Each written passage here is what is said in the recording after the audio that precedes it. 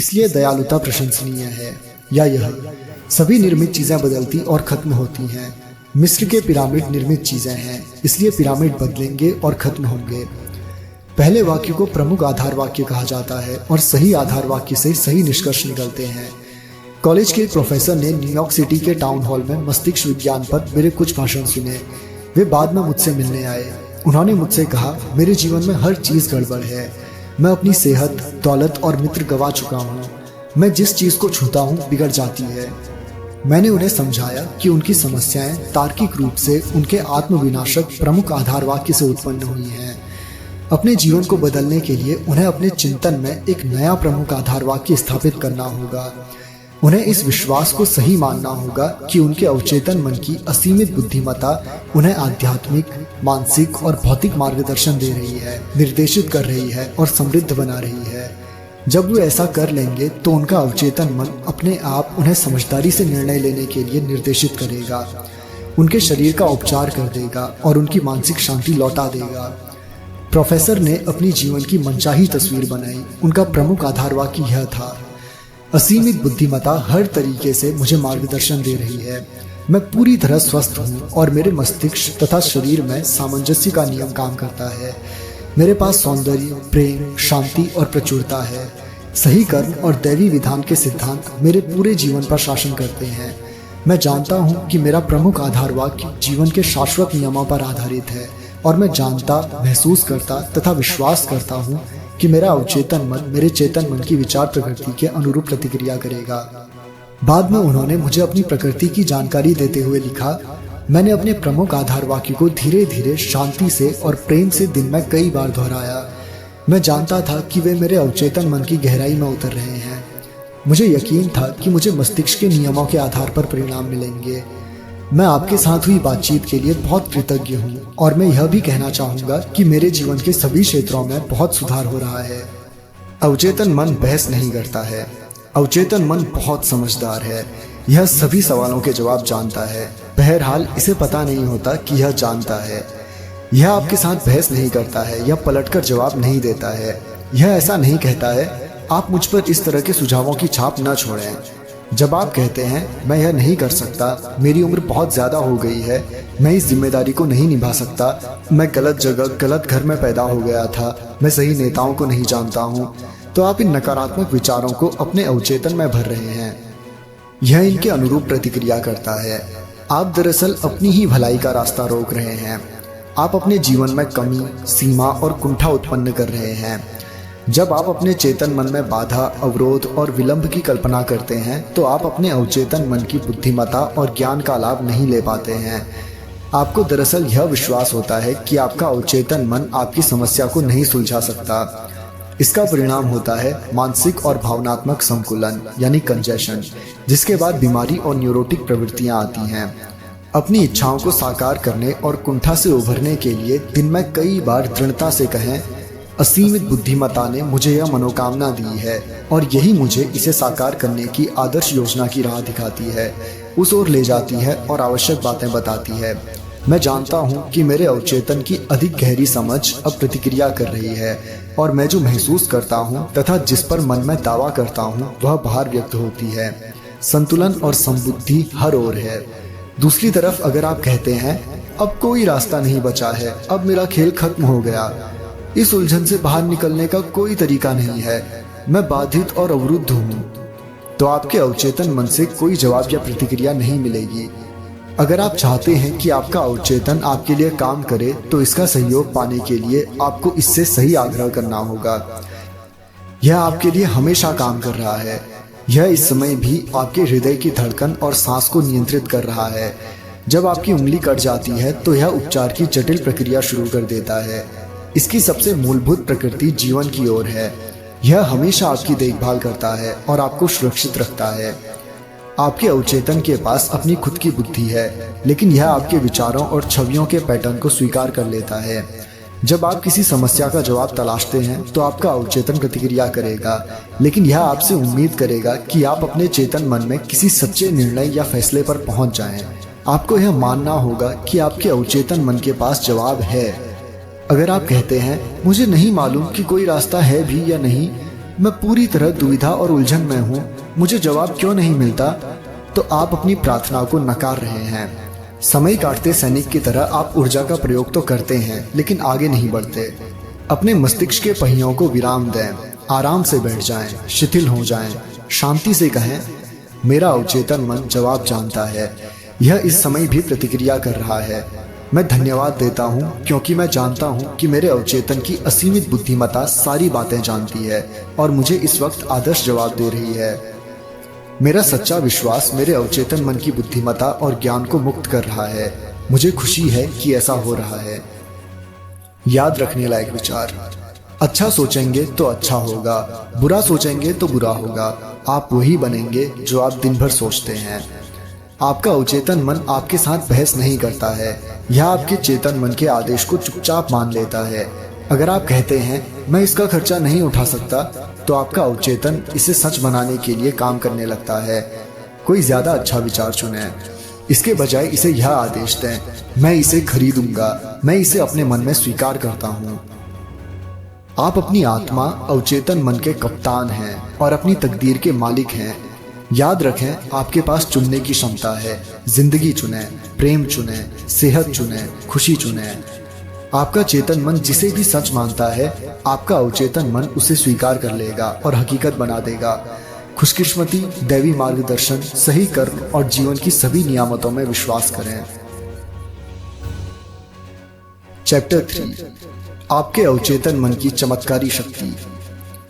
आपके अवचेतन मन की शक्ति अतुलनीय और असीमित है। आपका अवचेतन मन आपको प्रेरित करता है और मार्गदर्शन देता है। यह यादों के भंडार से तस्वीरें और दृश्य निकाल कर लाता है। आपका अवचेतन आपके दिल की धड़कन और रक्त संचार को नियंत्रित करता है। यह पाचन और उत्सर्जन को सुचारू बनाता है। यह आपके खाए हुए भोजन को उत्तक, मांसपेशी, हड्डी और खून में रूपांतरित करता है। ये प्रक्रियाएं दुनिया के सबसे समझदार व्यक्ति की समझ से भी परे होती हैं।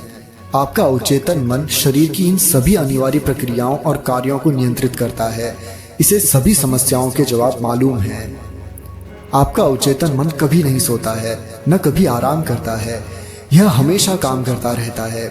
आपको अपने अवचेतन मन की चमत्कारी शक्ति का पता चल सकता है, बशर्ते आप सोने से पहले इससे कह दें कि आप किसी विशिष्ट चीज को हासिल करना चाहते हैं। आपको यह जानकर हैरानी और खुशी होगी कि इसके बाद आपके भीतर ऐसी शक्तियां सक्रिय हो जाएंगी जो आपको मनचाहे परिणाम की ओर ले जाएंगी। यहाँ शक्ति और बुद्धिमानी का ऐसा स्रोत है जो आपको सीधे सर्वशक्तिमान के संपर्क में रखता है। यह ऐसी शक्ति है जो दुनिया को चलाती है, ग्रहों को उनकी कक्षा में रखती है और सूरज को चमकाती है। आपका अवचेतन मन आपके आदर्शों, महत्वाकांक्षाओं और परोपकारी इच्छाओं का स्रोत है। अवचेतन मन के जरिए ही शेक्सपियर ने उस महान सच्चाइयों को जाना और व्यक्त किया जो उनके युग के आम आदमी को पता ही नहीं थी। अवचेतन मन की बदौलत ही यूनानी मूर्तिकार फिडियस ने संगमरमर और कांसे में सुंदरता, व्यवस्था, सुडौलपन और अनुपात उकेरने में इतनी निपुणता और कुशलता हासिल की। दरअसल अवचेतन मन वह गहरा कुआं है जिससे महान कलाकारों ने आश्चर्यजनक शक्ति पाई। इसने महान इतालवी कलाकार रेफेल को उनकी अमर कलाकृति मैडोना बनाने और महान जर्मन संगीतकार बीथावेन को उनकी सिम्फनी की रचना करने में समर्थ बनाया। कुछ साल पहले मुझे भारत में ऋषिकेश की योगा फॉरेस्ट यूनिवर्सिटी में भाषण देने के लिए आमंत्रित किया गया। वहाँ बम्बई के एक सर्जन से मेरी लंबी बातचीत हुई। उनसे मैंने डॉक्टर जेम्स एस्डेल की आश्चर्यजनक कहानी सुनी। एस्डेल एक स्कॉटिश सर्जन थे जिन्होंने 1840 के दशक में बंगाल में काम किया था। उस जमाने में बेहोश करने के लिए ईथर या रासायनिक एनेस्थीसिया की अन्य आधुनिक विधियों का इस्तेमाल नहीं होता था। बहरहाल 1843 और 1846 के बीच डॉक्टर एस्डेल ने सभी तरह के कुल मिलाकर 400 बड़े ऑपरेशन किए। इनमें आँख, कान और गले के ऑपरेशनों के अलावा अंग काटने, ट्यूमर हटाने और कैंसर की गांठ हटाने के ऑपरेशन शामिल थे। इन सभी ऑपरेशनों में सिर्फ मानसिक एनेस्थीसिया ही दिया गया। मरीजों का कहना था कि उन्हें कोई दर्द नहीं हुआ और ऑपरेशन के दौरान उनमें से कोई भी नहीं मरा। आश्चर्य की बात यह भी थी कि ऑपरेशन के बाद भी एस्डेल के बहुत कम मरीज मरे। यह उस वक्त की बात थी जब लुई पास्चर और जोसेफ लिस्टर ने यह साबित नहीं किया था कि संक्रमण बैक्टीरिया से फैलता था। किसी को भी यह एहसास नहीं था कि ऑपरेशन के बाद होने वाले संक्रमण दूषित औजारों और हानिकारक विषाणुओं के कारण होते हैं। बहरहाल जब एसडेल अपने मरीजों को सम्मोहन की अवस्था में यह सुझाव देते थे कि उन्हें कोई संक्रमण या सेप्टिक नहीं होगा, तो उनके अवचेतन मन इस सुझाव पर प्रतिक्रिया करते थे। वे संक्रमण के जीवन घाती खतरों से लड़ने की प्रक्रिया शुरू कर देते थे। जरा इस बारे में सोचें। 150 साल पहले इस स्कॉटिश सर्जन ने यह खोज लिया था कि अवचेतन मन की चमत्कारी शक्ति का इस्तेमाल कैसे किया जाए। इस बात पर विस्मय और श्रद्धा होना स्वाभाविक है। जिन पराभौतिक शक्तियों ने डॉक्टर एसडेल को प्रेरित किया और उनके मरीजों को मौत से बचाया, उनका लाभ आप भी ले सकते हैं। आपका अवचेतन मन आपको समय और स्थान के बंधन से परे कर सकता है। यह आपको हर दर्द और कष्ट से मुक्त कर सकता है। यह आपको सभी समस्याओं के जवाब दे सकता है, चाहे वे जो भी हों। आपके भीतर ऐसी शक्ति और ज्ञान है जो आपकी बुद्धि से परे है और आप इसके चमत्कार पर हैरान हो सकते हैं। ये सारे अनुभव आपको अवचेतन मन की चमत्कारी शक्तियों में यकीन दिलवाएंगे और खुशी से भर देंगे। आपका अवचेतन आपके जीवन की पुस्तक है। आप अपने अवचेतन मन पर जो भी विचार, विश्वास, राय, सिद्धांत या मत लिखते हैं, उकेरते हैं या छाप छोड़ते हैं, वे परिस्थितियों, स्थितियों और घटनाओं के रूप में प्रकट हो जाते हैं। आप भीतर जो लिखेंगे, बाहर भी आपको वही अनुभव होगा। आपके जीवन के दो पहलू हैं, यथार्थवादी और कल्पनावादी, दृश्य और अदृश्य, विचार और अभिव्यक्ति। आपका विचार तांत्रिकीय आवेग के रूप में आपके सेरिब्रल कोर्टेक्स में पहुंचता है, जो आपके चेतन तार्किक मन का अंग है। जब आपका चेतन या यथार्थवादी मस्तिष्क विचार को पूरी तरह स्वीकार कर लेता है, तो यह मस्तिष्क के दूसरे हिस्से तक पहुंचता है, जहां यह साकार हो जाता है और परिस्थिति का रूप ले लेता है। जैसा पहले बताया जा चुका है, आपका अवचेतन बहस नहीं कर सकता। यह तो सिर्फ उसी पर अमल करता है जो आपने इस पर लिखा है। यह आपके चेतन मन के निष्कर्षों या आपके फैसलों को अंतिम मान लेता है। इसलिए आप हमेशा अपने जीवन की पुस्तक पर लिख रहे हैं, क्योंकि आपके विचार ही अंततः आपके अनुभव बन जाते हैं। अमेरिकी दार्शनिक राल्फ वाल्डो इमर्सन ने कहा था, मनुष्य वही बन जाता है जो वह दिन भर सोचता रहता है। अवचेतन पर जो छाप पड़ती है वह व्यक्त होती है।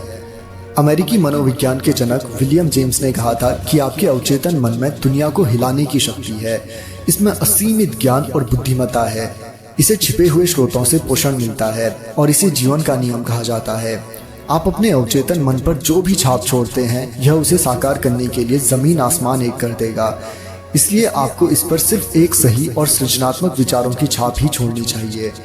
दुनिया में इतनी अव्यवस्था और दुख इसलिए है क्योंकि अधिकांश लोग अपने चेतन और अवचेतन के आपसी संबंध को नहीं समझते हैं। जब ये दोनों अनुरूप होते हैं तथा सुखद सामंजस्य में होते हैं, तो आपको सेहत, खुशी, शांति और सुख मिलता है। जब चेतन और अवचेतन मन सामंजस्य और शांति से मिलकर काम करते हैं, तो कोई रोग या मतभेद नहीं होता है। प्राचीन जगत में हमीर ट्रिस्मेगिस्टस को दुनिया का सबसे महान और शक्तिशाली जादूगर माना जाता था। उनकी मौत के सदियों बाद जब उनकी कब्र खोली गई, तो प्राचीन जगत को जानने वाले लोगों में बहुत उत्सुकता थी। कहा जा रहा था कि कब्र के भीतर युगों युगों का सबसे बड़ा रहस्य मिलेगा, और यह मिला भी। यह रहस्य था, जैसा भीतर वैसा बाहर, जैसा ऊपर वैसा नीचे। दूसरे शब्दों में, आप अपने अवचेतन मन पर जो भी छाप छोड़ेंगे वह बाहर व्यक्त होगी। मोजेस, ईसाइयाँ, ईसा मसीह, बुद्ध, लोइत्सो और युगों युगों की सभी प्रख्यात दूरदर्शी हस्तियों ने भी इसी सत्य की घोषणा की है। आप व्यक्तिगत रूप से जिसे सच मानते हैं, वह स्थितियों, अनुभवों और घटनाओं के रूप में व्यक्त होगा। गति और भावना में संतुलन होना ही है। जैसा स्वर्ग आपके अपने मस्तिष्क में है, वैसा ही धरती पर आपके शरीर और परिवेश में होगा।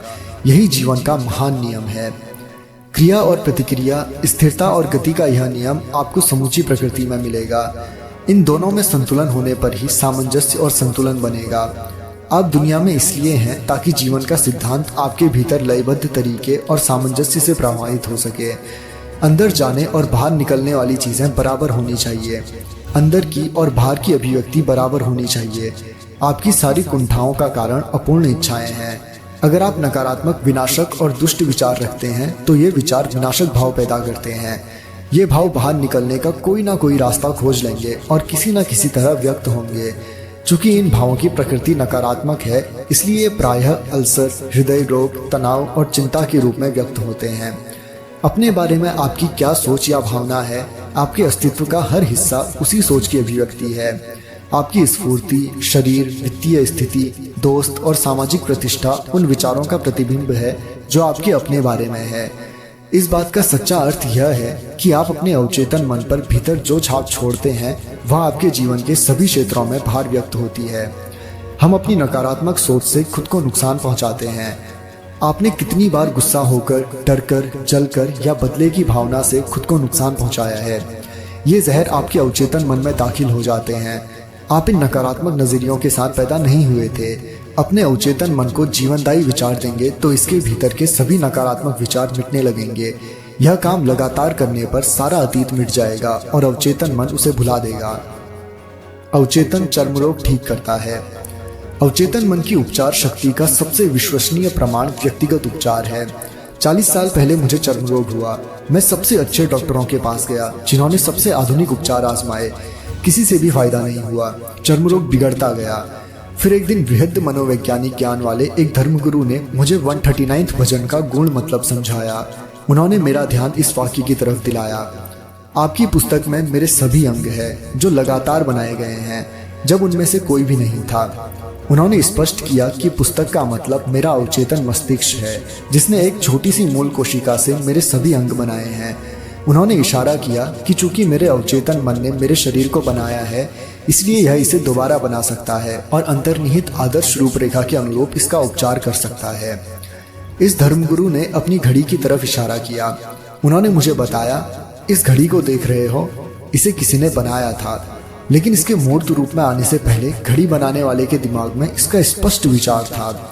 अगर किसी कारण घड़ी सही काम ना करे तो इसके मूल विचार की मदद से घड़ी बनाने वाले को वह ज्ञान मिल जाएगा जिससे वह इसे सुधार सकता है। मैं समझ गया कि इस तुलना से वे मुझे क्या समझाने की कोशिश कर रहे थे। मेरे शरीर की रचना करने वाली अवचेतन बुद्धि घड़ी बनाने वालों की तरह है। यह ठीक ठीक जानती है कि मेरे शरीर की सभी महत्वपूर्ण क्रियाओं और प्रक्रियाओं का उपचार कैसे किया जाए, शरीर को दोबारा कैसे बनाया जाए और मार्गदर्शन कैसे दिया जाए। लेकिन इस काम को सही तरीके से करवाने के लिए मुझे इसे स्वास्थ्य का आदर्श विचार देना होगा। यह आदर्श विचार वह कारण बन जाएगा जिसका परिणाम उपचार होगा। मैंने एक बहुत आसान और सीधी प्रार्थना तैयार की। मेरा शरीर और इसके सभी अंग मेरे अवचेतन मन की असीमित बुद्धि ने बनाए हैं। यह जानता है कि मेरा उपचार कैसे किया जाए। इसकी बुद्धि ने मेरे सभी अंग, उत्तक, मांसपेशियां और हड्डियां बनाई हैं। मेरे भीतर की यह असीमित उपचारक शक्ति मेरे अस्तित्व की हर कोशिका को रूपांतरित कर रही है और मुझे संपूर्ण बना रही है। मैं उस उपचार के लिए धन्यवाद देता हूँ जो मैं जानता हूँ कि इस वक्त हो रहा है। मेरे भीतर की रचनात्मक बुद्धि में अद्भुत शक्तियां हैं। मैंने इस आसान प्रार्थना को 5 मिनट तक हर रोज 2-3 बार जोर जोर से दोहराया। लगभग 3 महीने बाद मेरी त्वचा पूरी तरह ठीक हो गई। चर्म रोग गायब हो गया। मेरा डॉक्टर चकरा गया, लेकिन मैं जानता था कि क्या हुआ था। मैंने अपने अवचेतन मन को संपूर्णता, सुंदरता और पूर्णता की जीवनदायी रूपरेखा दी थी। इसने मेरे अवचेतन मन से उन नकारात्मक विचारों और छवियों को बाहर निकाल दिया जो मेरी सारी समस्या का कारण थी। आपके शरीर पर कोई चीज तब तक प्रकट नहीं होती है जब तक यह पहले आपके मस्तिष्क में ना हो। जब आप लगातार सकारात्मक बातों से अपने मस्तिष्क को बदलते हैं तो आप अपने शरीर को बदल लेते हैं। यही समस्त उपचार का आधार है। आपके काम अद्भुत हैं और मेरी आत्मा, अवचेतन मन हर चीज सही सही जानती है। भजन 139.14। अवचेतन शरीर के सभी कार्यों को कैसे नियंत्रित करता है? चाहे आप जागे हों या सोए हों, चाहे आप जागे हों या सोए, आपके अवचेतन मन की अथक शक्ति आपके शरीर के सभी महत्वपूर्ण कार्यों को नियंत्रित करती है। इसमें आपके चेतन मन को किसी तरह के दखल देने की जरूरत नहीं होती है। जब आप सो जाते हैं तब भी आपका हृदय धड़कता है। आपके सीने और फेफड़े की मांसपेशियां फेफड़ों में हवा भरती हैं और निकालती रहती हैं। आपके शरीर की कोशिकाओं के काम के कारण निकली कार्बन डाइऑक्साइड के बदले में ताज़ी ऑक्सीजन भर ली जाती है जिसकी आपके कार्य करने के लिए ज़रूरत होती है। आपका अवचेतन मन आपकी पाचक प्रक्रियाओं और ग्रंथियों के स्राव के अलावा आपके शरीर के अन्य सभी अद्भुत जटिल कार्यों को नियंत्रित करता है। यह सब लगातार होता रहता है, चाहे आप जाग रहे हों या सोए हुए हों।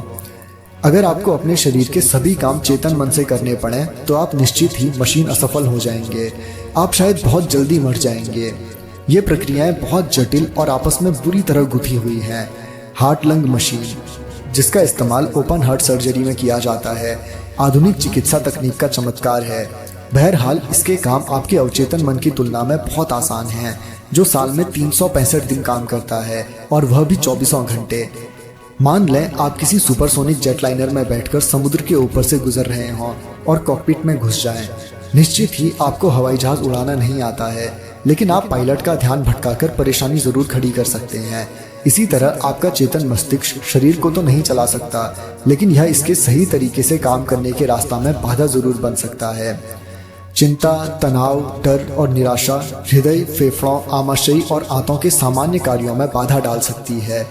डॉक्टर अब इस बात पर ध्यान देने लगे हैं कि तथाकथित तनाव संबंधी बीमारियां कितनी गंभीर हैं। कारण यह है कि तनावपूर्ण विचार आपके अवचेतन मन के सामंजस्यपूर्ण काम में बाधा डालते हैं। जब आप शारीरिक और मानसिक रूप से विचलित महसूस करते हैं तो आप जो सबसे अच्छा काम कर सकते हैं वह है शिथिल होना, आराम करना और विचार प्रक्रिया को रोक देना। अपने अवचेतन मन से बात करें, इससे कहें कि यह शांति, सामंजस्य और दैवी विधान को स्थापित करे। ऐसा करने पर आप पाएंगे कि आपके शरीर की समूची कार्य प्रणाली दोबारा सामान्य हो गई है। अपने अवचेतन मन से अधिकार और विश्वास के साथ बोलें, यह आपके आदेश का पालन करके प्रतिक्रिया करेगा। आप अपने अवचेतन से अपने लिए कैसे काम करवा सकते हैं? पहली बात तो यह एहसास करना है कि आपका अवचेतन मन हमेशा काम करता है। यह रात दिन सक्रिय रहता है, चाहे आप इस पर काम करें या ना करें। आपका अवचेतन आपके शरीर का निर्माता है, लेकिन आप इस खामोश प्रक्रिया को चेतन रूप से देख या सुन नहीं सकते। आपका पाला हर बार अपने अवचेतन मन के बजाय अपने चेतन मन से पड़ता है। बस अपने चेतन मन से सर्वश्रेष्ठ की आशा करते रहें और यह पक्का करें कि आपके आदतन विचार अच्छी, सुंदर, सच्ची, न्यायपूर्ण और सद्भावनापूर्ण चीज़ों पर केंद्रित हों। अपने चेतन मन का ध्यान रखें और दिल में जान लें कि आपका अवचेतन मन आपके ही आदतन विचारों के अनुरूप परिणाम दे रहा है, व्यक्त कर रहा है और परिस्थितियाँ बना रहा है। याद रखें, जिस तरह पानी उसी पाइप का आकार ले लेता है जिसमें यह बहता है, उसी तरह आप में जीवन सिद्धांत आपके विचारों की प्रकृति के अनुरूप प्रवाहित होता है। दावा करें कि आपके अवचेतन की उपचारक शक्ति आपके भीतर सामंजस्य, सेहत, शांति, सुख और प्रचुरता के रूप में प्रवाहित हो रही है। ज्ञानी व्यक्ति या प्यारे मित्र के रूप में इसकी कल्पना करें। दृढ़ता से यकीन करें कि यह आपके भीतर लगातार प्रवाहित हो रहा है, आपको सजीव बना रहा है, प्रेरित कर रहा है और समृद्ध बना रहा है। यह इसी तरीके से प्रतिक्रिया करेगा। जैसा आप यकीन करेंगे वैसा ही आपको मिलेगा। जैसा आप यकीन करेंगे वैसा ही आपको मिलेगा। अवचेतन का उपचारक सिद्धांत आंखों की रोशनी लौटाता है। दुनिया के सबसे मशहूर उपचारक धर्मस्थलों में से एक दक्षिण पश्चिम फ्रांस का लोर्डेस के चिकित्सा विभाग में बहुत सी फाइलें हैं जिनमें चमत्कारी उपचारों का विस्तृत विवरण है। इनमें से एक मैडम बायर का उपचार था। मैडम बायर नेत्रहीन थी, उनकी चक्षु तंत्रिकाएं क्षीण और बेकार हो चुकी थी। लोर्डेस आने के बाद उनकी आंखों की रोशनी लौट आई। उनकी जांच करने वाले कई डॉक्टरों ने प्रमाणित किया कि उनकी चक्षु तंत्रिकाएं अब भी बेकार थी, लेकिन इसके बावजूद वे देख सकती थी। 1 महीने बाद दोबारा जांच में यह पाया गया कि उनका चक्षु तंत्र दोबारा ठीक होकर सामान्य हो गया था। मुझे पूरा यकीन है कि मैडम बायर धर्मस्थल के पानी से ठीक नहीं हुई थी। उनका उपचार तो उनके ही अवचेतन मन ने किया था, जिसने उनके विश्वास पर प्रतिक्रिया की। उनके अवचेतन मन के भीतर के उपचारक सिद्धांत ने उनके विचार की प्रकृति के अनुरूप प्रतिक्रिया की। विश्वास अवचेतन मन तक पहुंचा विचार है। विश्वास का अर्थ है किसी भी चीज को सच मानना। जिस चीज पर विश्वास हो जाता है वह अपने आप हो जाती है। निसंदेह मैडम बायर इस धर्मस्थल पर बड़ी उम्मीद और आस्था के साथ गई थी। वह अपने दिल में जानती थी कि वे ठीक हो जाएंगी। उनके अवचेतन मन ने इसी के अनुरूप प्रतिक्रिया की और हमेशा मौजूद उपचारक शक्तियों को सक्रिय कर दिया। अवचेतन मन जिसने आग बनाई थी, निश्चित रूप से एक मंत्र तंत्रिका को दोबारा सजीव कर सकता था। रचनात्मक सिद्धांत ने जिस अंग की रचना की थी वह उसकी दोबारा रचना कर सकता था। आपके विश्वास के अनुरूप ही आपको मिलेगा। अपने अवचेतन मन तक पूर्ण स्वास्थ्य का विचार कैसे पहुंचाएं?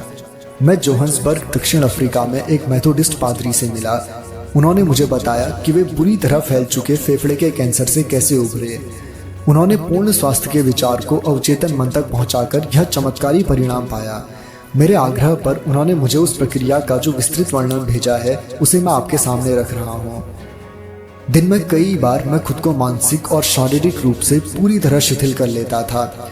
मैं अपने शरीर से यह बोलकर खुद को शिथिल करता था, मेरे पंजे शिथिल हैं, मेरे टखने शिथिल हैं, मेरे पैर शिथिल हैं, मेरे आमाशय की मांसपेशियां शिथिल हैं, मेरा दिल और फेफड़े शिथिल हैं, मेरा सिर शिथिल है, मेरा पूरा अस्तित्व बिल्कुल शिथिल है।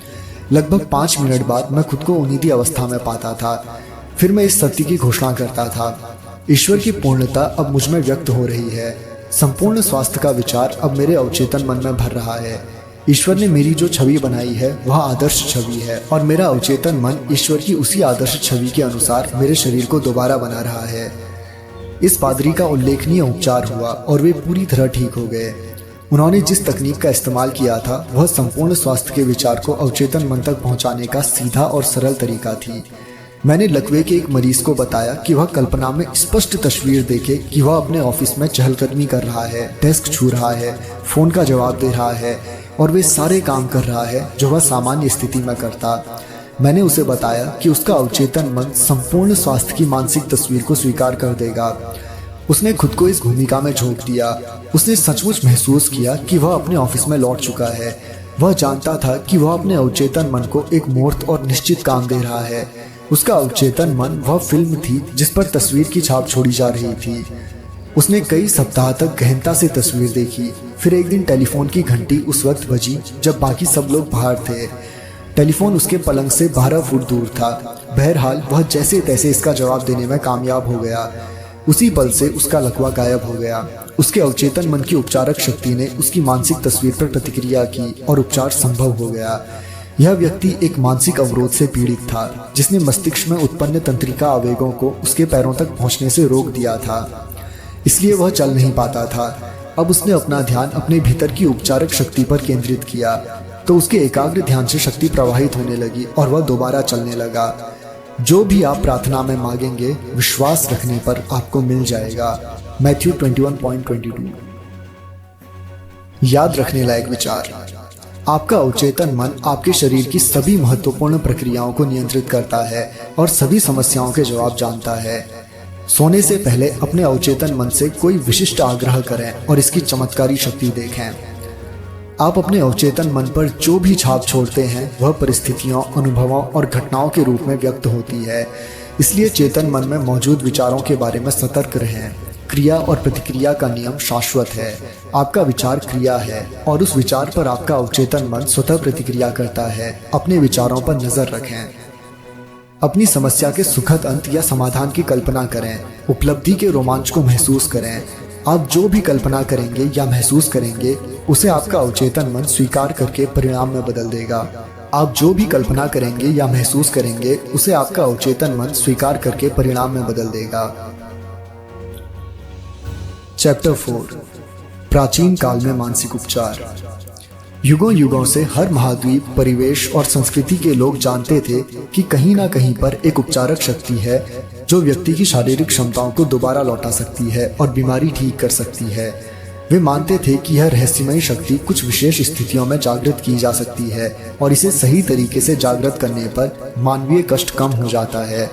सभी देशों का इतिहास इस विश्वास की पुष्टि करता है। दुनिया के शुरुआती इतिहास में मनुष्यों को भले या बुरे के लिए गोपनीय तरीके से प्रभावित करने का ज्ञान, जिसमें बीमारी का उपचार भी शामिल था, पुजारियों और धर्मगुरुओं तक ही सीमित था। यह दावा किया जाता था कि ईश्वर ने उन्हें कुछ विशेष शक्तियां दी हैं जिनमें उपचारक शक्ति भी शामिल थी। उपचार के तरीके और कर्मकांड दुनिया भर में अलग अलग थे, लेकिन आमतौर पर उनमें ईश्वर की आराधना और चढ़ावा शामिल होता था। इसके अलावा विभिन्न धार्मिक अनुष्ठान भी किए जाते थे, जैसे हाथ पर हाथ रखना और मंत्रों का प्रयोग। तावीज़ों, जंतर, अंगूठियों, स्मृति चिन्हों और तस्वीरों का प्रयोग भी किया जाता था। उदाहरण के लिए प्राचीन मंदिरों में पुजारी रोगियों को नशीले पदार्थ खिलाते थे और उनके मूर्छित हो जाने पर सम्मोहन के सुझाव देते थे। मरीजों को आश्वासन दिया जाता था कि उन्हें नींद में ईश्वर दिखेगा और उनका उपचार हो जाएगा। इस तरह बहुत से रोगी स्वस्थ भी हुए। हिकेट के भक्तों से कहा गया कि वे राल, लोबान और गंधरस को छिपकलियों के साथ मिलाकर दूध के चांद की रोशनी में खुली हवा में कूटें। इस अजीब और रहस्यमयी रस्म के बाद वे देवी की प्रार्थना करते थे, अपना बनाया हुआ काढ़ा पीते थे और सो जाते थे। अगर उनकी आस्था दृढ़ होती थी तो उन्हें सपने में देवी नजर आती थी। हालांकि यह अनुष्ठान हमें अजीब, संभवतः अति कल्पनाशील भी लगे, लेकिन इसके बावजूद इससे अक्सर रोग ठीक हो जाते थे। प्राचीन समय के लोगों ने अवचेतन मन की अविश्वसनीय शक्ति के दोहन के कई कारगर तरीके खोज लिए थे जिनसे वे उपचार करते थे। हालांकि वे जानते थे कि ये तरीके कारगर थे, लेकिन वे यह नहीं जानते थे कि वे कैसे या क्यों कारगर थे। आज हम देख सकते हैं कि वे अवचेतन मन को सशक्त सुझाव देकर उपचार कर रहे थे। धार्मिक अनुष्ठान और काढ़े तथा तावीज लोगों की कल्पना पर गहरा असर डालते थे। इनके कारण उनका अवचेतन मन उपचारक के प्रबल सुझावों को आसानी से स्वीकार कर लेता था। बहरहाल उपचार चेतन मन ही करता था। सभी युगों में ऐसा हुआ है कि जहां अधिकृत उपचारक असफल हो गए और मरीजों ने उम्मीद छोड़ दी, वहां अनधिकृत उपचारों को उल्लेखनीय सफलता मिली है। यह सोचने पर मजबूर करता है, दुनिया के सभी हिस्सों में इन उपचारकों ने ये इलाज कैसे किए? इसका जवाब आसान है। ये उपचार इसलिए हुए क्योंकि रोगी के अंधे विश्वास, ब्लाइंड फेथ ने उसके अवचेतन मन में निहित उपचारक शक्ति को मुक्त कर दिया। उपचारकों के इलाज और तरीके जितने कल्पनाशील और अजीब होते थे, इस बात की उतनी ही ज्यादा संभावना होती थी कि रोगी यह यकीन कर ले कि इतनी अजीब चीज निश्चित रूप से असाधारण शक्तिशाली होगी। उत्तेजित भावनात्मक अवस्था के कारण उनके लिए चेतन और अवचेतन मन में स्वास्थ्य के सुझाव को स्वीकार करना आसान हो जाता था। इस विषय पर हम अगले अध्याय में और विस्तार से बात करेंगे।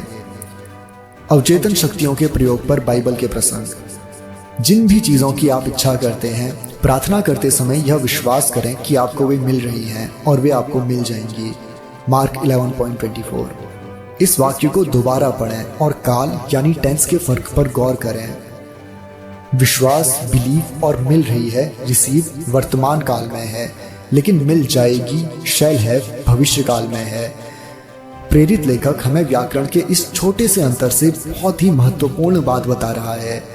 अगर हम इस तथ्य को सच मान लेते हैं और स्वीकार कर लेते हैं कि हमारी इच्छा वर्तमान में ही पूरी हो चुकी है, तो यह भविष्य में अवश्य पूरी होगी। इस तकनीक की सफलता इस विश्वास में निहित है कि विचार या तस्वीर मन में वास्तविकता के रूप ले चुकी है। मस्तिष्क के क्षेत्र में किसी चीज को साकार करने के लिए इसे सचमुच मौजूद मानना होगा। ये गूढ़ शब्द विचार की रचनात्मक शक्ति के प्रयोग द्वारा अवचेतन मन पर अपनी मनचाही चीज की छाप छोड़ने का संक्षिप्त और विशिष्ट तरीका सुझाते हैं। आपका विचार, योजना या उद्देश्य अपने स्तर पर उतना ही वास्तविक है जितना कि आपका हाथ या हृदय। बाइबल की इस तकनीक का पालन करने पर आप अपने मन से परिस्थितियों, स्थितियों या किसी भी ऐसी चीज के सारे विचार बिल्कुल खत्म कर देते हैं जिससे नकारात्मक परिणाम मिल सकता है। आप अपने मन में एक बीज अवधारणा बो रहे हैं जिसे अगर आप ज्यों का त्यों छोड़ दें तो यह हमेशा बाहरी फल में अंकुरित होगा। ईसा मसीह जिस महत्वपूर्ण नींव पर जोर देते थे वह थी आस्था। आप बाइबल में यह बात बार बार पढ़ते हैं, आपकी आस्था के अनुसार आपको दिया जाएगा। अगर आप जमीन में निश्चित प्रकार के बीज बोते हैं तो आप आस्था रखें कि आपको उसी चीज का फल मिलेगा जिसका बीज आपने बोया है। यह बीजों का तरीका है। विकास तथा कृषि के नियमों के आधार पर आप जानते हैं कि आपको बीज का वही फल मिलेगा। बाइबल में जिस आस्था का वर्णन है वह सोचने का एक तरीका है, मानसिक नजरिया है, आंतरिक निश्चय है। आप जानते हैं कि जिस विचार को आप चेतन मन में पूरी तरह स्वीकार कर लेते हैं वह आपके अवचेतन मन में साकार और प्रकट होगा। आस्था एक तरह से उसे सच मानना है जिसे आपकी तर्क शक्ति और इंद्रियां अस्वीकार करती हैं। यह अपने छोटे, तार्किक, विश्लेषणात्मक चेतन मन की बात सुनने से इनकार करना है। यह तो अपने अवचेतन मन की आंतरिक शक्ति पर पूरे विश्वास का नजरिया रखना है। यहाँ बाइबल की उपचार तकनीक का एक बहुत मशहूर उदाहरण है। और जब वे घर में आए तो उनके पास अंधे आदमी आए और ईसा मसीह ने उनसे पूछा, तुम्हें विश्वास है कि मैं यह करने में सक्षम हूँ? उन्होंने कहा, हाँ प्रभु। फिर उन्होंने उन अंधों की आंख छूकर कहा, तुम्हारी आस्था के अनुरूप तुम्हें मिले। और उनकी आंखें खुल गई और ईसा मसीह ने उन्हें सख्त हिदायत दी कि यह बात किसी को पता नहीं चलनी चाहिए। मैथ्यू 9:28-30। तुम्हारी आस्था के अनुरूप तुम्हें मिले, यह कहकर ईसा मसीह अंधे व्यक्तियों के अवचेतन मन से सहयोग मांग रहे थे। उनकी आस्था उनकी सबसे बड़ी उम्मीद थी। उनका आंतरिक विश्वास था कि कोई चमत्कार होगा और उनकी प्रार्थना का जवाब मिलेगा, और ऐसा ही हुआ। यह उपचार की सनातन तकनीक है जिसका प्रयोग दुनिया भर के सभी उपचारक समूह करते हैं, चाहे वे किसी भी धार्मिक पंथ के हों। यह बात किसी को पता नहीं चलनी चाहिए। यह कहकर ईसा मसीह ठीक हुए रोगियों को प्रेरित कर रहे थे कि वे अपने उपचार के बारे में किसी को ना बताएं। अगर रोगी लोगों को बताते तो अविश्वास करने वाले लोग संदेह करते और अपमानजनक आलोचना करके उन्हें सताते। इससे वे लाभ कम भी हो सकते थे जो ईसा मसीह के हाथ से उन्हें मिले थे, क्योंकि इससे उनके अवचेतन मन में डर, शंका और तनाव के विचार भर जाते। अधिकार और शक्ति के साथ उन्होंने गंदी आत्माओं को आदेश दिया और वे बाहर आ गई। जब रोगी ईसा मसीह के पास ठीक होने आए तो उनका उपचार उसी आस्था और ईसा मसीह की अवचेतन मन की उपचारक शक्ति की समझ से हो गया। ईसा मसीह ने जो भी आदेश दिया अंदर से उसे सच माना। वे और मदद मांग रहे लोग एक ही शाश्वत कल्पनावादी मस्तिष्क में थे। ईसा मसीह के अंदरूनी ज्ञान और उपचारक शक्ति के विश्वास ने रोगियों के अवचेतन के नकारात्मक विनाशक स्वरूप को बदल दिया। आंतरिक मानसिक बदलाव के परिणाम स्वरूप उपचार अपने आप हो गया। उनका आदेश मरीजों के अवचेतन मन से किया गया आग्रह था। साथ ही उन्होंने अधिकार के साथ इसलिए बोला था क्योंकि वे जानते थे कि अवचेतन मन तभी प्रतिक्रिया करेगा। अवचेतन मन की प्रतिक्रिया के बारे में वे जागरूक थे और उन्हें इस पर पूरा भरोसा था। दुनिया के विभिन्न धर्मस्थलों में चमत्कार। हर महाद्वीप, हर देश में ऐसे धर्मस्थल हैं जहां रोगियों का उपचार किया जाता है। कुछ दुनिया भर में मशहूर हैं, बाकी का पता सिर्फ आसपास के लोगों को है, चाहे वे मशहूर हों या ना हों। इन धर्मस्थलों पर जो उपचार होता है वह अवचेतन मन की शक्तियों से ही होता है। मैंने जापान के कई मशहूर धर्मस्थलों की यात्रा की है। डाइबुत्सु का धर्मस्थल दुनिया भर में मशहूर है। इसका मुख्य आकर्षण बुद्ध की कांसे की विशाल प्रतिमा है जो 42 फुट ऊंची है। इसमें बुद्ध हाथ बांधे बैठे हैं और उनका सिर गहन चिंतन के आनंद की मुद्रा में झुका है। यहाँ मैंने देखा कि युवा और प्रौढ़ मूर्ति के पैरों पर चढ़ावा चढ़ा रहे थे। पैसे, फल, चावल और संतरे चढ़ाए जा रहे थे। मोमबत्तियां जलाई जा रही थी, अगरबत्तियां जलाई जा रही थी और मनोतियां की जा रही थी। मैंने एक युवा लड़की की प्रार्थना सुनी जिसने नीचे झुककर 2 संतरे चढ़ा दिए। वह बुद्ध को अपनी आवाज़ लौटाने के लिए धन्यवाद दे रही थी। उसकी आवाज़ चली गई थी, लेकिन धर्मस्थल पर आने के बाद आवाज़ लौट आई। उसके मन में आस्था थी कि बुद्ध उसकी आवाज़ लौटा देंगे, बशर्ते वह निश्चित अनुष्ठान करे, उपवास करे और चढ़ावा चढ़ाए। उसकी उम्मीद और विश्वास प्रबल थे। परिणाम यह हुआ कि उसका मस्तिष्क आस्था के बिंदु तक पहुंच गया। उसके अवचेतन मन ने उसके विश्वास पर प्रतिक्रिया करते हुए उसकी आवाज़ ठीक कर दी। कल्पना और अंधे विश्वास की शक्ति इतनी प्रबल है कि इसे नज़रअंदाज नहीं किया जा सकता। इसका एक अद्भुत उदाहरण मेरे एक रिश्तेदार का है जो पर्थ, पश्चिमी ऑस्ट्रेलिया में रहते थे। उन्हें टीबी हो गई थी और उनके फेफड़े बुरी तरह खराब हो गए थे। उनके बेटे ने अपनी पिता की मदद करने का फैसला किया। उसने अपने पिता के घर जाकर बताया कि वह हाल ही में अजीब शक्तियों वाले एक घुमंतू सन्यासी से मिला। यह सन्यासी यूरोप के बहुत मशहूर उपचारक धर्मस्थल पर काफ़ी समय रहने के बाद लौटा था। वहाँ से वह ट्रू क्रॉस के एक छोटे से टुकड़े को लाने में कामयाब हो गया था। ट्रू क्रॉस जो एक मध्ययुगीन अंगूठी में जड़ा है, और इस अंगूठी या क्रॉस के टुकड़े को छूने भर से सदियों से अनगिनत रोगी ठीक होते जा रहे थे। जब बेटे ने यह सुना तो उसने सन्यासी को अपने पिता की बीमारी के बारे में बताया और उससे अंगूठी उधार मांगी। सन्यासी तैयार हो गया और बेटे ने स्वेच्छा से $500 का सामान सन्यासी को भेंट कर दिया। जब बेटे ने अपने पिता को अंगूठी दिखाई तो उन्होंने उसके हाथ से अंगूठी छीन ली। उन्होंने अंगूठी अपने सीने से लगाई, मन ही मन प्रार्थना की और सो गए। सुबह तक वे ठीक हो चुके थे। क्लिनिक के सभी परीक्षणों की रिपोर्ट थी कि उन्हें टीबी नहीं है। इस तरह के चमत्कार हर समय होते हैं। इस चमत्कार के बारे में सबसे महत्वपूर्ण बात यह है कि बेटे की अद्भुत कहानी बिल्कुल मनगढ़ंत थी। सच तो यह था कि उसने फुटपाथ से लकड़ी का एक सामान्य टुकड़ा उठा लिया था और सुनार के यहाँ जाकर पुराने ज़माने की डिज़ाइन वाली एक सोने की अंगूठी में जड़वा लिया था। फिर उसने अपने पिता को यह अंगूठी दे दी। जाहिर है आप समझ गए होंगे कि फुटपाथ से उठाए उस लकड़ी के टुकड़े से पिता का उपचार नहीं हुआ था। नहीं, उपचार तो पिता की कल्पना शक्ति के कारण हुआ था जो प्रबलता से बढ़ गई थी। इसके साथ ही पूर्ण उपचार की विश्वास भरी उम्मीद भी थी। कल्पना शक्ति आस्था या व्यक्तिपरक भावना के साथ मिल गई और इन दोनों के मेल से उसके अवचेतन मन की शक्ति ने उपचार कर दिया। पिता को कभी पता नहीं चल पाया कि उनके साथ यह चाल चली गई थी। अगर उन्हें यह बात पता चल जाती तो हो सकता है कि उन्हें वह बीमारी दोबारा हो जाती। बहरहाल उनकी टीबी कभी नहीं लौटी। वे टीबी से हमेशा हमेशा के लिए मुक्त हो गए और 15 साल बाद 89 साल की उम्र में अन्य कारणों से मरे। यह एक मान्य तथ्य है कि उपचार की सभी पद्धतियां बहुत आश्चर्यजनक उपचार कर सकती हैं।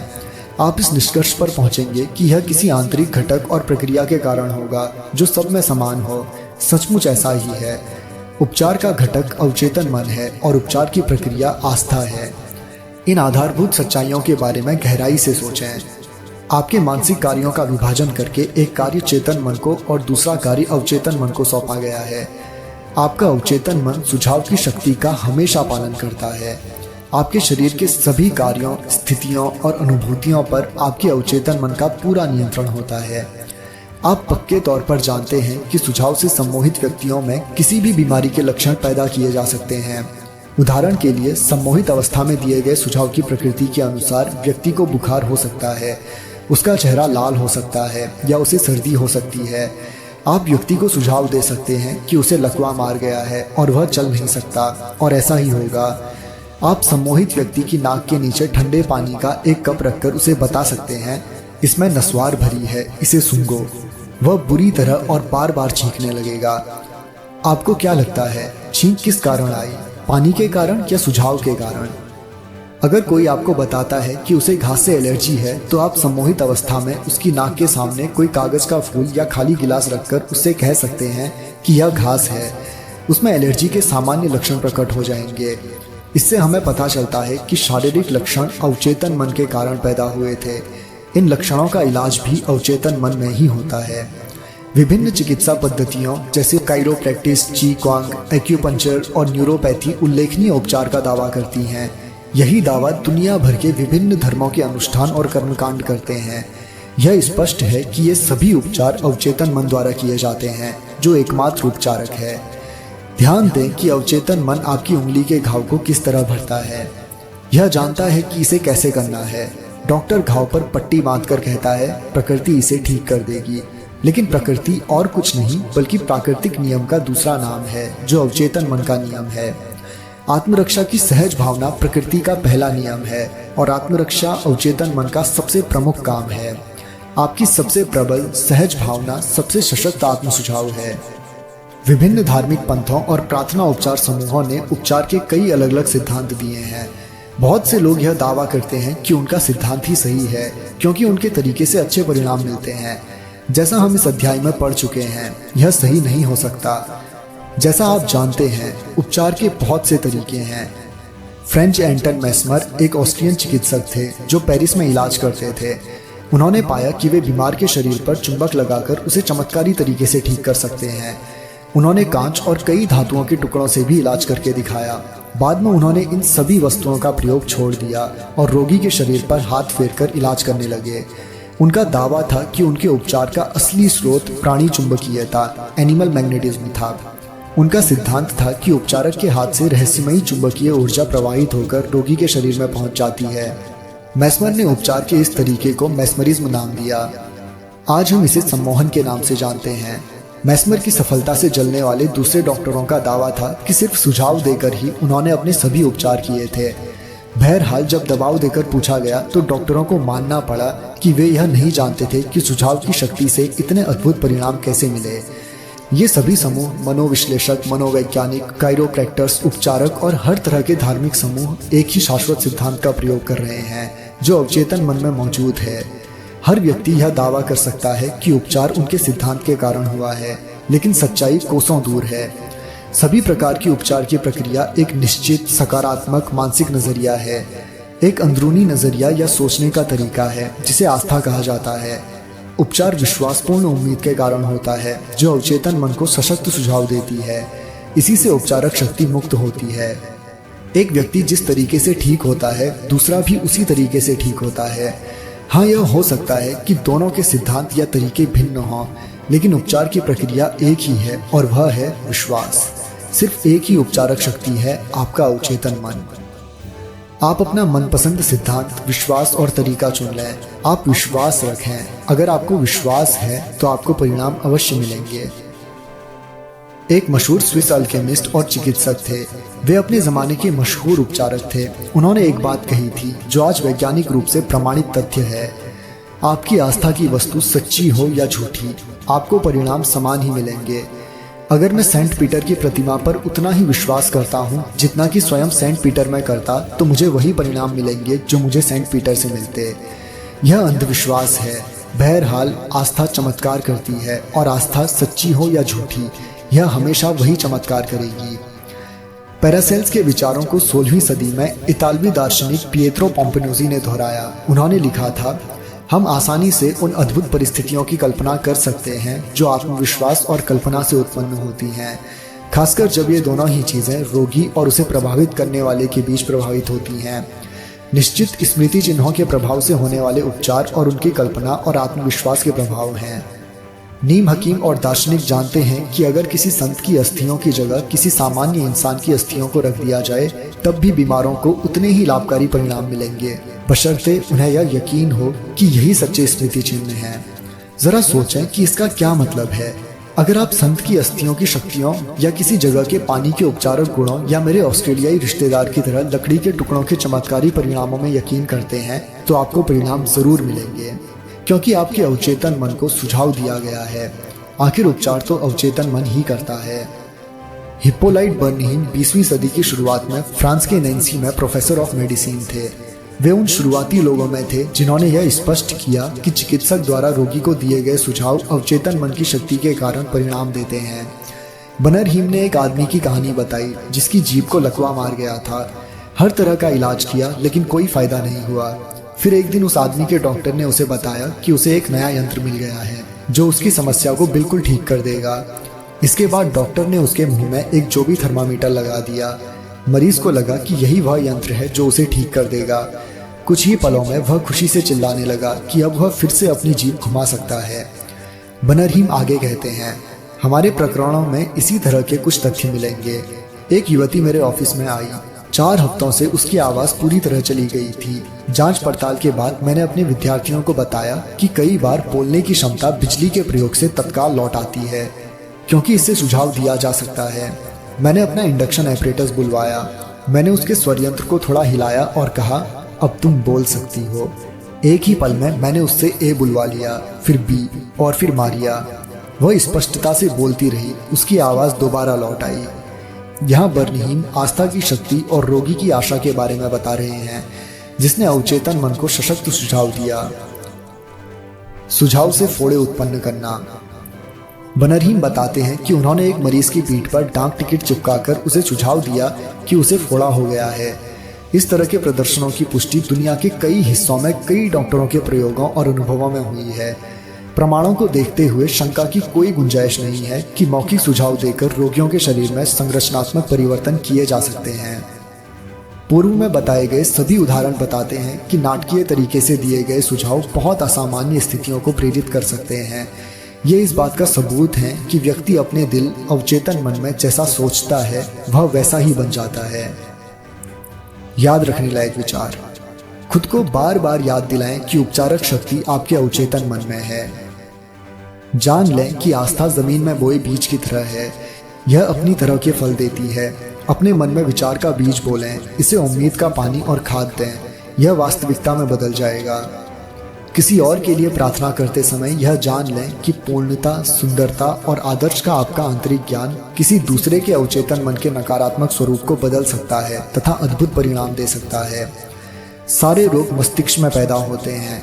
कोई भी चीज़ शरीर पर तब तक प्रकट नहीं होती है जब तक कि उसके अनुरूप मानसिक संरचना ना हो। चाहे आपकी आस्था की वस्तु सच्ची हो या झूठी, आपको परिणाम मिलेंगे। आपका अवचेतन मन आपके मस्तिष्क के विचार पर प्रतिक्रिया करता है। आस्था को अपने मस्तिष्क के विचार के रूप में देखें, इतना ही काफी है। चैप्टर 5, आधुनिक युग में मानसिक उपचार। वह कौन सी चीज है जो उपचार करती है? यह उपचारक शक्ति कहाँ रहती है और इसका लाभ कैसे लिया जा सकता है? ये सभी सवाल हमारे लिए बहुत अहम हैं। इन सभी का एक ही जवाब है। उपचारक शक्ति हर व्यक्ति के अवचेतन मन में निवास करती है और रोगी के बदले हुए मानसिक नजरिए से यह सक्रिय हो जाती है। किसी भी मानसिक या धार्मिक वैज्ञानिक उपचारक, मनोवैज्ञानिक, मनोविश्लेषक या डॉक्टर ने कभी किसी मरीज को ठीक नहीं किया है। एक पुरानी कहावत है, डॉक्टर घाव पर पट्टी बांधता है, ईश्वर उसे ठीक करता है। मनोवैज्ञानिक या मनोविश्लेषक मरीज के मानसिक अवरोध को हटाकर भारी परिवर्तन लाते हैं ताकि उपचारक सिद्धांत सक्रिय हो सके और रोगी दोबारा स्वस्थ हो सके। इसी तरह सर्जन शारीरिक अवरोध हटाता है ताकि उपचार प्रवाह सामान्य ढंग से काम कर सके। कोई भी डॉक्टर या सर्जन या मानसिक विज्ञान का प्रयोग करने वाला पूरी तरह से यह दावा नहीं कर सकता कि उसने मरीज को ठीक कर दिया। उपचारक शक्ति एक ही है, हालांकि इसे अलग अलग नामों से पुकारा जाता है। प्रकृति, जीवन, ईश्वर, रचनात्मक ज्ञान। लेकिन वास्तविकता में ये सभी अवचेतन शक्ति की ओर इशारा करने के भिन्न भिन्न तरीके हैं। जैसा हम पहले ही देख चुके हैं, हम स्वयं में मौजूद उपचारक जीवन सिद्धांत के प्रभाव के मानसिक, भावनात्मक और शारीरिक अवरोधों को कई तरीकों से हटा सकते हैं। आपके अवचेतन मन में रहने वाला यह उपचारक सिद्धांत आपको सभी मानसिक तथा शारीरिक रोगों से मुक्त कर सकता है और करेगा, बशर्ते आप या कोई दूसरा व्यक्ति इसे सही दिशा दे। यह उपचारक सिद्धांत सभी लोगों में काम करता है, भले ही उनका पंथ, रंग या जाति कोई भी हो। इसका प्रयोग करने और उपचारक प्रक्रिया का लाभ लेने के लिए आपको किसी विशेष चर्च का सदस्य बनने की जरूरत नहीं है। आपका अवचेतन आपके हाथ के जले हुए या कटे हुए हिस्से को ठीक कर देगा, भले ही आप नास्तिक या संशयवादी हों। आधुनिक मानसिक चिकित्सा इस सच्चाई पर आधारित है कि जैसी आपकी आस्था होगी, आपके अवचेतन मन की असीमित बुद्धिमत्ता और शक्ति की प्रतिक्रिया भी वैसी ही होगी। मानसिक विज्ञान का प्रयोग करने वाले या पादरी बाइबल के आदेश का पालन करते हैं, यानी वे अपने कमरे में जाकर दरवाज़ा बंद कर लेते हैं, जिसका मतलब है कि वे अपने मस्तिष्क को स्थिर कर लेते हैं, शिथिल कर लेते हैं और असीमित उपचारक शक्ति के बारे में सोचने लगते हैं। अपने भीतर मौजूद वे अपने मस्तिष्क का द्वार सभी भारी व्यवधानों तथा वस्तुओं के लिए बंद कर लेते हैं। फिर वे अपना आग्रह या इच्छा अपने अवचेतन मन को इस विश्वास के साथ बताते हैं कि उनके मस्तिष्क का ज्ञान उन्हें सही जवाब देगा। जानने की सबसे अद्भुत बात यह है, इच्छित परिणाम की कल्पना करें और इसकी वास्तविकता को महसूस करें। असीमित जीवन सिद्धांत आपके चेतन चुनाव और आपके चेतन आग्रह पर प्रतिक्रिया करेगा। यही इस वाक्य का अर्थ है कि विश्वास रखें कि आपको मिल गया है और आपको मिल जाएगा। प्रार्थना चिकित्सा का प्रयोग करते समय आधुनिक मानसिक वैज्ञानिक यही काम करता है। उपचार की एक प्रक्रिया। दुनिया की हर चीज में सिर्फ एक ही शाश्वत उपचारक सिद्धांत काम कर रहा है, चाहे वह बिल्ली, कुत्ता, पेड़, घास, हवा, धरती हो, क्योंकि हर चीज सजीव है। यह जीवन सिद्धांत प्राणी, वनस्पति और खनिज साम्राज्यों में सहज बोध और विकास के नियम के रूप में काम करता है। चूंकि मनुष्य इस जीवन सिद्धांत के बारे में चेतन रूप से जागरूक होता है, इसलिए हम खुद को अनगिनत तरीकों से लाभ पहुंचाने के लिए इसका सचेतन प्रयोग कर सकते हैं। इस शाश्वत सिद्धांत का प्रयोग करने के कई भिन्न तरीके, तकनीकों और विधियां हैं, लेकिन उपचार की सिर्फ एक ही प्रक्रिया है, वह है आस्था। क्योंकि आपकी आस्था के अनुरूप ही आपको परिणाम मिलेगा। विश्वास का नियम। दुनिया के सभी धर्म विश्वास के रूप हैं और ये विश्वास कई तरीकों से स्पष्ट किए जाते हैं। जीवन का नियम विश्वास है। अपने जीवन और ब्रह्मांड के बारे में आपके विश्वास क्या है? जैसा आपको विश्वास होगा वैसा ही आपको मिलेगा। विश्वास आपके मस्तिष्क का एक विचार है, जिस कारण अवचेतन मन की शक्ति आदतन सोच के अनुसार जीवन के सभी क्षेत्रों में उतरती है। आपको एहसास करना चाहिए कि जब बाइबल आस्था का जिक्र करती है तो यह किसी अनुष्ठान, समारोह, रूप, संस्था या फॉर्मूले में विश्वास के बारे में नहीं बोल रही है। यह तो स्वयं विश्वास के बारे में बोल रही है। आपके मस्तिष्क का विश्वास आपके मस्तिष्क का विचार है। अगर आप विश्वास कर सकें तो उसके लिए हर चीज संभव है जो विश्वास करता है। किसी ऐसी चीज में विश्वास करना मूर्खता है जो चोट या नुकसान पहुंचाए। याद रखें, जिस चीज में आप विश्वास करते हैं वह आपको नुकसान या चोट नहीं पहुंचाती है। यह तो आपके मस्तिष्क का विश्वास या विचार है जो परिणाम उत्पन्न करता है। आपके सभी अनुभव, सभी कार्य तथा जीवन की सभी घटनाएं व परिस्थितियां आपके ही विचार की प्रतिक्रियाएं और प्रतिबिंब हैं। प्रार्थना चिकित्सा चेतन और अवचेतन मन का संयुक्त कार्य है, जिसे वैज्ञानिक तरीके से निर्देशित किया जाता है। प्रार्थना चिकित्सा यानी प्रेयर थेरेपी मस्तिष्क के चेतन और अवचेतन स्तरों का क्रमबद्ध, सामंजस्यपूर्ण और बुद्धिमत्तापूर्ण कार्य है, जिसे किसी निश्चित उद्देश्य के लिए विशेष रूप से निर्देशित किया जाता है। वैज्ञानिक प्रार्थना या प्रार्थना चिकित्सा के लिए आपको पता होना चाहिए कि आप क्या कर रहे हैं और क्यों कर रहे हैं। आप उपचार के नियमों में विश्वास करते हैं। प्रार्थना चिकित्सा को कई बार मानसिक उपचार या वैज्ञानिक प्रार्थना भी कहा जाता है। प्रार्थना चिकित्सा में आप किसी निश्चित विचार, मानसिक तस्वीर या योजना को चुनते हैं जिसे आप अनुभव करना चाहते हैं। आप इस विचार या मानसिक छवि को अपने अवचेतन तक पहुंचा देते हैं और काल्पनिक अवस्था की वास्तविकता अनुभव करते हैं। जब आप अपने मानसिक नजरिए में पूर्ण आस्था रखेंगे तो आपको अपनी प्रार्थना का जवाब मिल जाएगा। प्रार्थना चिकित्सा किसी विशिष्ट उद्देश्य के लिए मानसिक कर्म है। मान लें आप प्रार्थना चिकित्सा से किसी समस्या के उपचार का फैसला करते हैं। आप जानते हैं कि आपकी समस्या या बीमारी, चाहे वह जो भी हो, आपके अवचेतन मन में रहने वाले भयाक्रांत नकारात्मक विचारों के कारण उत्पन्न हुई है। आपको एहसास है कि अगर आप अपने मस्तिष्क के इन विचारों की सफाई कर दें तो आप ठीक हो जाएंगे। इसीलिए आप अपने अवचेतन मन की उपचारक शक्ति की ओर मुड़ते हैं। आप खुद को इसकी असीमित शक्ति और बुद्धिमत्ता याद दिलाते हैं। आप खुद को यह भी याद दिलाते हैं कि यह हर बीमारी का उपचार करने में सक्षम है। जब आप इन सच्चाइयों पर लगातार सोचते हैं तो आपका डर धीरे धीरे खत्म होने लगता है। इन सच्चाइयों की याद गलत विश्वासों से जूझती है और अंततः उन्हें परास्त कर देती है। आप उस उपचार के लिए धन्यवाद देते हैं जो आप जानते हैं कि अवश्य होगा। फिर आप अपने मस्तिष्क को उस समस्या से तब तक दूर रखते हैं जब तक कि कुछ समय बाद आपके मन में दोबारा प्रार्थना करने की इच्छा प्रबलता से महसूस नहीं होती है। प्रार्थना करते समय आप नकारात्मक स्थितियों को जरा सी भी शक्ति नहीं देते हैं या पल भर के लिए भी यह नहीं सोचते हैं कि उपचार नहीं होगा। इस तरह के मानसिक नजरिए से चेतन और अवचेतन मन का सामंजस्यपूर्ण मेल बनता है जो उपचारक शक्ति को सक्रिय कर देता है। आस्था उपचार का क्या मतलब है और अंधी आस्था किस तरह काम करती है? जिसे लोग आस्था उपचार यानी फेथ हीलिंग के नाम से जानते हैं, वह दरअसल बाइबल में बताई गई आस्था नहीं है, जिसका मतलब चेतन और अवचेतन मन के आपसी संबंधों का ज्ञान होता है। आस्था उपचारक वह व्यक्ति होता है जो उपचार में शामिल शक्तियों की वैज्ञानिक समझ के बिना उपचार करता है। हो सकता है कि वह उपचार की विशेष क्षमता का दावा करे और उसमें या उसकी शक्तियों में रोगी की अंधी आस्था, ब्लाइंड फेथ, उसे ठीक कर दे। दुनिया के कई हिस्सों में पारंपरिक उपचारक अपने रोगियों को नृत्य, मंत्रों और आत्माओं को बुलाकर ठीक करते हैं। हो सकता है कोई व्यक्ति किसी संत के स्मृति चिन्ह छूकर, खास गंडा बांधकर, अगरबत्ती या धूप जलाकर या विशेष जड़ियों के काढ़े को पीकर स्वस्थ हो गया। जो भी चीज रोगी को उस तरीके या प्रक्रिया में सच्चा विश्वास दिलाएगी, वह उपचार को अधिक संभव बना देगी। जो भी चीज आपको डर और चिंता से हटाकर आस्था और आशा की ओर ले जाएगी, आपका इलाज कर देगी। कई लोग दावा करते हैं कि चूंकि उनके सिद्धांत परिणाम देते हैं, इसलिए वे सही और सच हैं। जैसा हम पहले देख चुके हैं, यह सच नहीं हो सकता। अंधी आस्था किस तरह काम करती है, इसके लिए स्विच उपचारक फ्रेंच एंटन मेस्मेर के बारे में सोचें, जिनका जिक्र हम पहले कर चुके हैं। 1776 में उन्होंने अपने मरीजों के शरीर से चुंबक छूकर इलाज करने का दावा किया था। बाद में उन्होंने चुंबक छोड़कर मरीज से कुछ दूरी पर अपने हाथ घुमाकर इलाज किया। यह तरीका भी कारगर हुआ।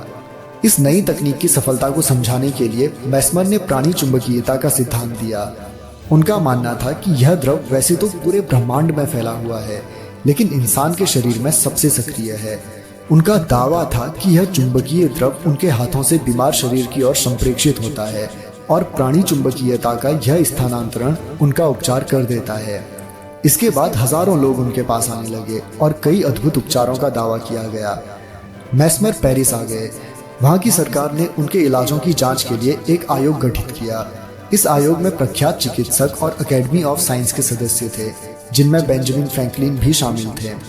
सघन जांच पड़ताल के बाद आयोग ने स्वीकार किया कि मेस्मर ने बीमारों को सचमुच ठीक किया था। हालांकि यह भी कहा गया है कि उनके चुंबकीय द्रव सिद्धांत को सही साबित करने वाला एक भी प्रमाण नहीं हालांकि यह भी कहा गया है कि उनके चुंबकीय द्रव सिद्धांत को सही साबित करने वाला एक भी प्रमाण नहीं है। यह अनुमान लगाया गया कि इलाज मरीजों की कल्पना की वजह से हुआ था। इसके ठीक बाद मेस्मर को निर्वासित कर दिया गया। 1815 में उनकी मृत्यु हो गई। इसके कुछ समय बाद इंग्लैंड में मैनचेस्टर के डॉक्टर जेम्स बेड ने यह साबित करने का बीड़ा उठाया कि चुंबकीय द्रव का डॉक्टर मेस्मर के उपचारों से कोई लेना देना नहीं था। डॉक्टर ब्रेड ने पाया कि रोगी को सुझाव देकर सम्मोहित तंद्रा या निद्रा में भेजा जा सकता था। रोगियों के सम्मोहित तंद्रा में रहते समय वे कई अद्भुत परिणाम उत्पन्न करने में सफल हुए, जिनका श्रेय मेस्मर ने प्राणी चुंबकीयता को दिया था। आप देख सकते हैं कि ये सभी उपचार निसंदेह रोगियों की सक्रिय कल्पना और अवचेतन मन को दिए गए स्वास्थ्य और सशक्त सुझावों द्वारा संभव हुए थे। इसे अंधी आस्था कहना अनुचित नहीं होगा, क्योंकि ना तो मरीज ना ही उपचारक को यह समझ थी कि ये उपचार हुए कैसे। कल्पनावादी आस्था और इसका अर्थ। किसी व्यक्ति का कल्पनावादी सब्जेक्टिव अवचेतन मन उसके चेतन या यथार्थवादी यानी ऑब्जेक्टिव मन के नियंत्रण के अधीन रहता है। यह दूसरे के सुझावों के प्रति भी अति संवेदनशील होता है। इसका मतलब यह है कि जो भी आपका यथार्थवादी विश्वास है, अगर आप उसमें सक्रियता या निष्क्रियता से आस्था रखेंगे तो आपका अवचेतन मन उस सुझाव द्वारा नियंत्रित होगा और आपकी इच्छा पूरी हो जाएगी। मानसिक उपचारों के लिए विशुद्ध कल्पनावादी आस्था की जरूरत होती है। इसे हासिल करने का तरीका यथार्थवादी या चेतन मन के सक्रिय विरोध का अंत करना है। जाहिर है, शरीर के प्रभावी उपचार के लिए सबसे अच्छा तो यह रहेगा कि चेतन और अवचेतन दोनों ही मन आस्था को पूरी तरह स्वीकार करने की अवस्था में हों। बहरहाल यह हमेशा